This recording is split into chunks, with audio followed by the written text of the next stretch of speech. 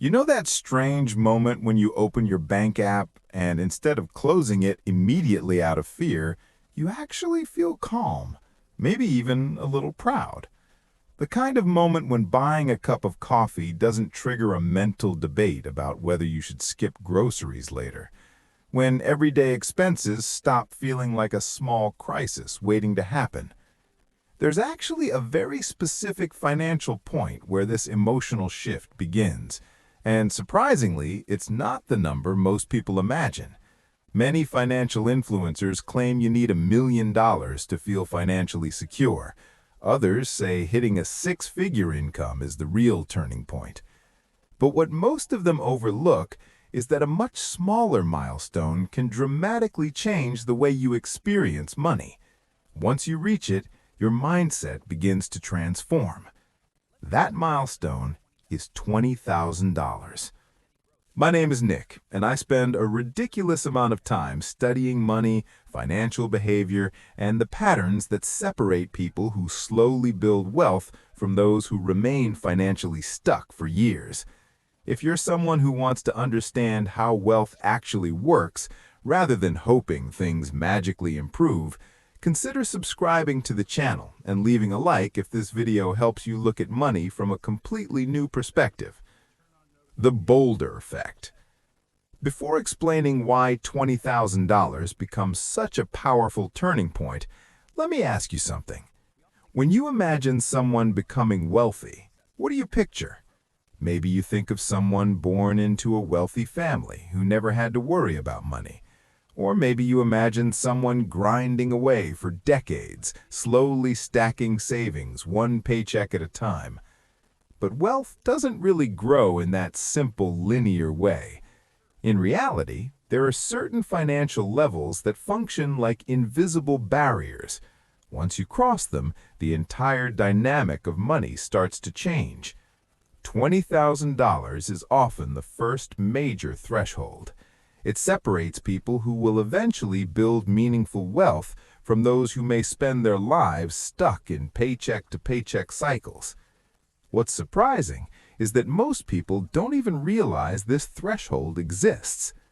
Imagine pushing a massive rock uphill. At the beginning, it's exhausting. You're straining with every ounce of energy, barely seeing progress, wondering if the effort is even worth it. But once the rock gains enough momentum, something interesting happens. It starts moving faster and faster, and eventually, when you reach the top of the hill, gravity begins helping you instead of fighting you. That's exactly what reaching $20,000 feels like financially. Before this point, it feels like constant uphill effort. After it, the momentum begins to work in your favor. Survival mode versus growth mode. Here's where things become even more fascinating, and honestly, a bit surprising. The change isn't purely mathematical. It's not just about having more money invested or earning slightly larger returns. The real shift happens inside your mind. When someone has little to no savings, their brain operates in what psychologists often describe as survival mode. Every decision becomes filtered through fear and scarcity. You accept the first job offer available, even if it's terrible, because you can't risk waiting.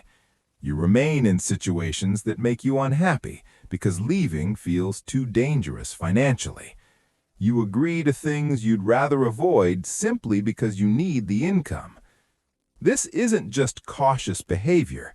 When you're stuck in survival mode, your brain literally struggles to think about long-term growth. It's like trying to plan a vacation while your house is burning down. All your attention goes towards solving immediate problems. But when you pass the $20,000 mark, something changes. Your mind suddenly has breathing room. Instead of constantly asking how to survive until the next paycheck, you begin asking how to grow your money. Instead of reacting to financial stress, you begin planning ahead. The power of the buffer. Research from Vanguard suggests that simply having around $2,000 saved for emergencies can increase someone's sense of financial security by more than 20%. Just $2,000. That's less than what many people spend on a short vacation or a new laptop. Yet even that small safety net creates a powerful psychological shift because it pulls you out of pure survival mode. When that emergency buffer grows to 3 to 6 months of expenses, something that ends up around $20,000 for many households, the sense of financial stability increases even further. But the real advantage isn't just the percentage improvement in well-being, it's the mental freedom it creates. At that point, your brain stops focusing only on protecting what you have and begins thinking about how to expand it. The math of acceleration. Now, let's look at the numbers, because this is where things get interesting. Imagine you save $1,000 every month and invest it with an average return of 8% per year. Reaching your first $20,000 would take roughly 19 months. That's about a year and a half of consistency, patience, and discipline. It requires sacrifice, and honestly, many people lose motivation before they reach that point. But here's where it gets exciting. Your second $20,000 doesn't take another 19 months. It happens faster, closer to 17 months. The reason is simple. That first $20,000 is now working alongside your monthly savings and generating returns of its own. Think about that for a moment. You're putting in the same effort each month and saving the same amount, but because your money has started working for you, the timeline shortens. As your investments grow further, the acceleration becomes even more noticeable. Eventually, your money begins doing a larger share of the work. By the time someone reaches a portfolio of $400,000, generating another $20,000 can happen in only a few months through investment growth alone. That first milestone feels incredibly difficult. Every milestone after it becomes easier. It's not a secret, it's scale. Some people assume that wealthy individuals have access to special investment opportunities that ordinary people never see, exclusive hedge funds or private deals that unlock once you reach a certain net worth.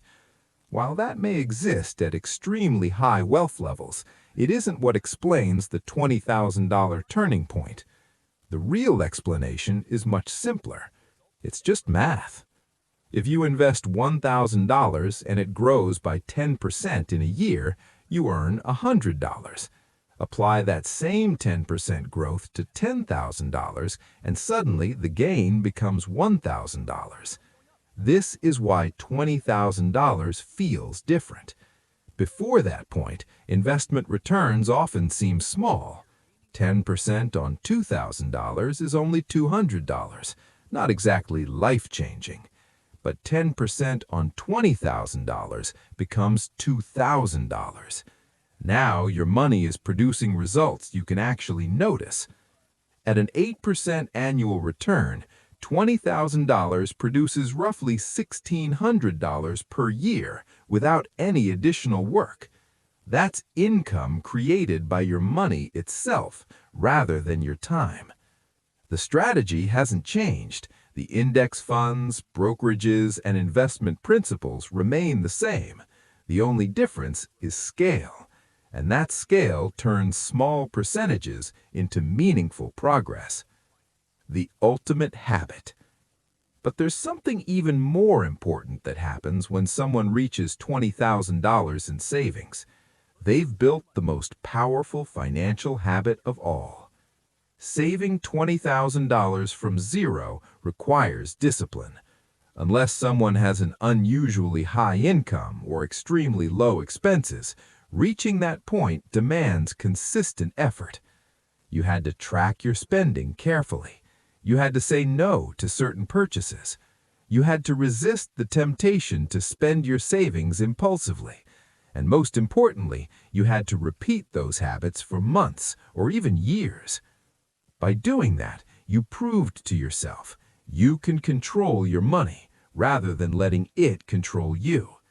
That realization becomes incredibly powerful. Shifting focus. Once this identity shift happens, your approach to money begins to change. Before building a $20,000 cushion, small expenses might have caused stress. Buying a coffee could trigger internal debates about affordability. After reaching that milestone, those small decisions stop feeling so important. You already know you're capable of making the bigger financial decisions that truly matter.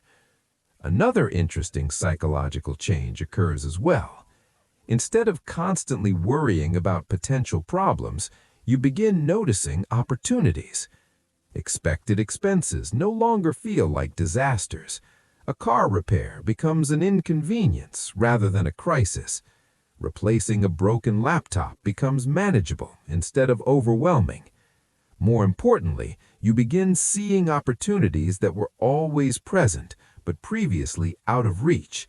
Business ideas, investments, career opportunities, or professional events that could accelerate your growth.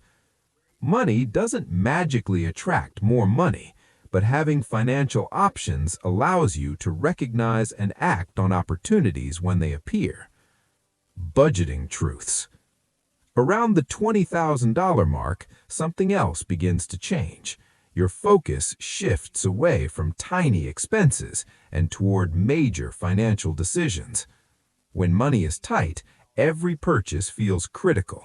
You debate small choices like generic versus brand name groceries, or whether buying coffee is worth it. But once your financial base becomes stronger, you realize these small decisions have limited impact compared to the big ones. Where you live, what you drive, how much you invest, and how you increase your income, those decisions shape your long-term